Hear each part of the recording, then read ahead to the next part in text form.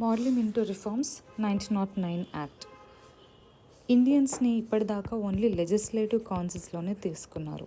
ఇప్పటి నుంచి ఎగ్జిక్యూటివ్ కౌన్సిల్లో కూడా తీసుకోవడం స్టార్ట్ చేశారనమాట. Satyendra Prasad is the first Indian to be in the executive council of the viceroy. Next, ప్రొవిన్సెస్లో నాన్ అఫీషియల్స్ యొక్క మెజారిటీని అలో చేశారు, కానీ సెంటర్లో అలో చేయలేదన్నమాట.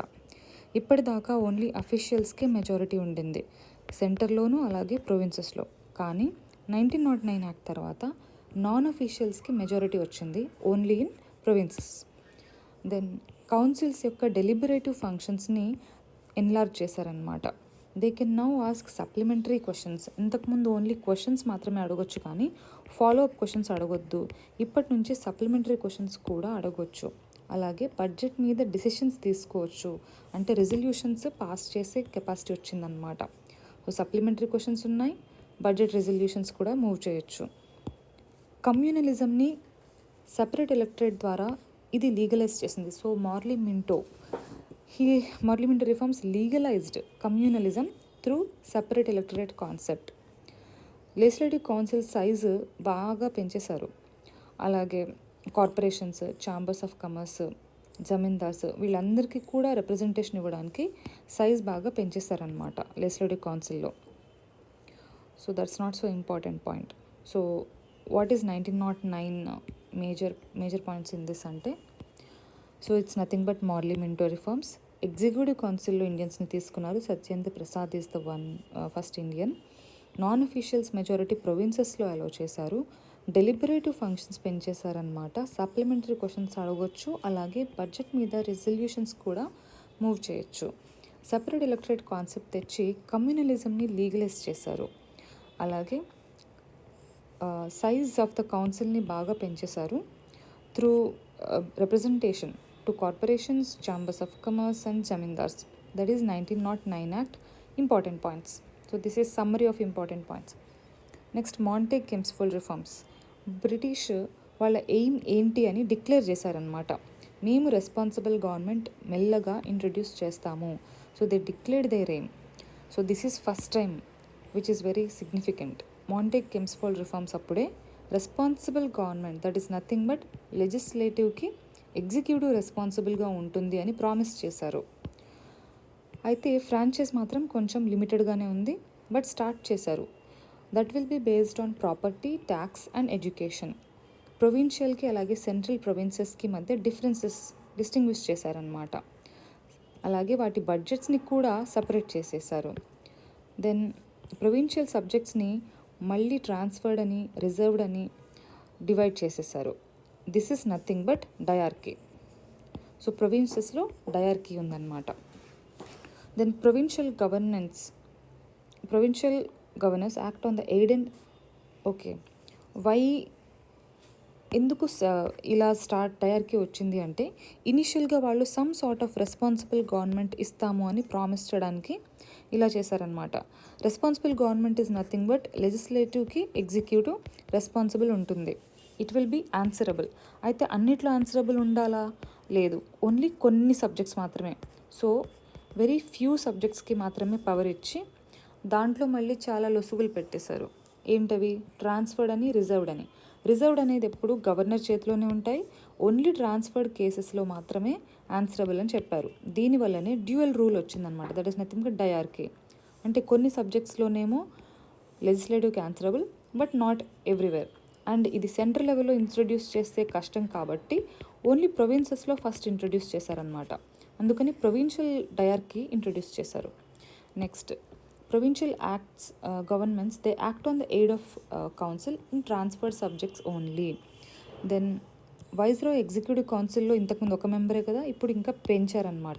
More Indians are there in the executive council, not legislative, executive council.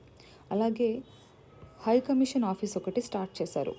అతనికి కొన్ని సెక్రటరీ ఫంక్షన్స్ని ఇచ్చారు. ఇంతకుముందు సెక్రటరీ ఆఫీస్ ఉండింది కదా, 1858 క్రౌన్ రూల్ వచ్చిన కొత్తల్లో సెక్రటరీ అనేది పెట్టారనమాట. సో సెక్రటరీ ఫంక్షన్స్ కొన్నిటిని హై కమిషన్ ఆఫీస్కి షిఫ్ట్ చేశారు. Because secretary is a British cabinet member, he has other jobs also, he can't monitor India closely. So high commission office ఒకటి పెట్టారు. దెన్ పబ్లిక్ సర్వీస్ కమిషన్ కూడా create చేశారు. Bicameralism, so Rajya Sabha and Lok Sabha concepts so ఇప్పుడు start అయిందనమాట. అలాగే డైరెక్ట్గా ఎలక్షన్స్ని introduce చేశారు. ఇంతకుముందు ఓన్లీ ఇండైరెక్ట్గా ఉండేది, ఇప్పుడు డైరెక్ట్గా ఎలక్షన్స్ని ఇంట్రడ్యూస్ చేశారు. సో డైరెక్ట్ ఎలక్షన్స్ ఎప్పుడు 1919లో వచ్చింది. Then indirect, so indirect election is in 1892లో ఇండైరెక్ట్ ఎలక్షన్, 1919లో డైరెక్ట్ ఎలక్షన్ అనమాట. So it also extended communalism to other groups also. So 1919 act major provisions ఏంటి? వాళ్ళు responsible government is our aim అని declare చేశారు. కొంచెం ఫ్రాంచైజ్, కొద్దో గొప్ప ఫ్రాంచైజ్ స్టార్ట్ చేశారు based on property tax and education. Provincial అలాగే సెంట్రల్ యొక్క సబ్జెక్ట్స్ని ఏంటి అని డిమార్కెట్ చేశారనమాట. అలాగే వాటి బడ్జెట్స్ని కూడా సపరేట్ చేసేసారు. ఇంతకుముందు అంతా కంబైన్డ్గా ఉండేది, ఇప్పుడు సపరేట్ చేశారనమాట. ప్రొవిన్సెస్లో ఏదో ఒక form of responsible government introduce చేయాలి అని చెప్పేసి ఈ ట్రాన్స్ఫర్డ్ సబ్జెక్ట్స్ అనే కాన్సెప్ట్ తీసుకొచ్చారు. ట్రాన్స్ఫర్డ్ సబ్జెక్ట్స్లో లెజిస్లేచర్కి ఎగ్జిక్యూటివ్ ఈజ్ ఆన్సరబుల్, రిజర్వ్డ్లో కాదు. So this created a provincial diarchy. Then ఎక్కువ మంది ఇండియన్స్ వైస్రాయ్ ఎగ్జిక్యూటివ్ కౌన్సిల్లో కూడా ఎక్కువ వస్తూ ఉన్నారనమాట. అలాగే హై కమిషన్ ఆఫీస్ ఒకటి క్రియేట్ చేశారు, అతనికి కొన్ని సెక్రటరీ ఫంక్షన్స్ ఇచ్చారు. Then comes public service commission, అలాగే bicameralism, direct elections also. Then వేరే గ్రూప్స్కి కూడా ఈ సెపరేట్ ఎలక్టరేట్ని ఎక్స్టెండ్ చేశారనమాట. So these are the provisions of 1919. ఒక స్టాట్యుటరీ కమిషన్ని ఒక 10 ఏళ్ల తర్వాత పెట్టి దీన్ని రివ్యూ చేయాలి అని చెప్పేసి కూడా ఈ యాక్ట్లో ఉంది. అలా 1927లో సైమన్ కమిషన్ వచ్చిందనమాట. సైమన్ కమిషన్ ఇది ఆల్ వైట్ కమిషన్, 7 ఉన్నారు. వీళ్ళ రికమెండేషన్స్ ఏంటి? ఫస్ట్ ఆ చెత్త డయార్కీని తీసేయండి, రెస్పాన్సిబుల్ గవర్నమెంట్ని పెట్టండి, which is a good thing. Responsible గవర్నమెంట్ని ఎక్స్టెండ్ చేయండి ఫుల్గా, నాట్ ట్రాన్స్ఫర్డ్ అలా కాదు, ఫుల్గా అన్ని సబ్జెక్ట్స్లోనూ పెట్టండి అని చెప్పారు. అలాగే సెంటర్కి ప్రొవిన్సెస్కి మధ్య ఫెడరేషన్ ఎస్టాబ్లిష్ చేయండి అని చెప్పారు. దెన్ కమ్యూనల్ ఎలక్టరేట్ని మాత్రం కంటిన్యూ చేయమని చెప్పారనమాట.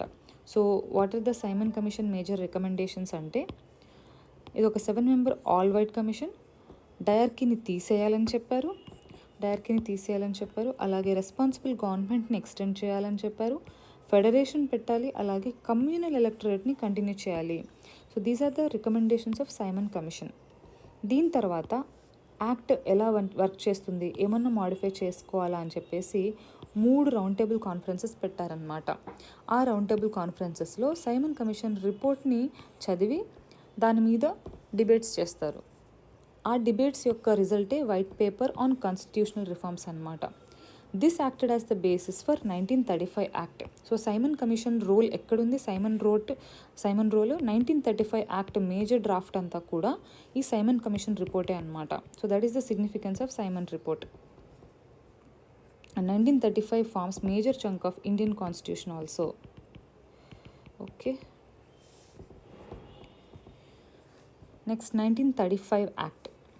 1935 యాక్ట్ కింద మేజర్ ప్రొవిజన్స్ ఏంటి అంటే, ఒక ఆల్ ఇండియా ఫెడరేషన్ పెట్టాలి, 3 లిస్ట్స్ ఉన్నాయన్నమాట, federal, provincial and concurrent list. వైస్రాయ్కి రెసిడ్యూరీ పవర్స్ ఉండాలి. It abolished provincial dyarchy. అలాగే ప్రొవిన్సెస్లో డయార్కీ అబాలిష్ చేసి కంప్లీట్ రెస్పాన్సిబుల్ గవర్నమెంట్ అంటే ట్రాన్స్ఫర్డ్, రిజర్వ్డ్ ఇలాంటి డిస్టింక్షన్ లేకుండా, transferred, reserved subjects only on council side. Transferred subjects అనేవి ఓన్లీ కౌన్సిల్ సైడ్ అలా ఉండేది, ఇప్పుడు అన్ని సబ్జెక్ట్స్ని తీసేశారనమాట.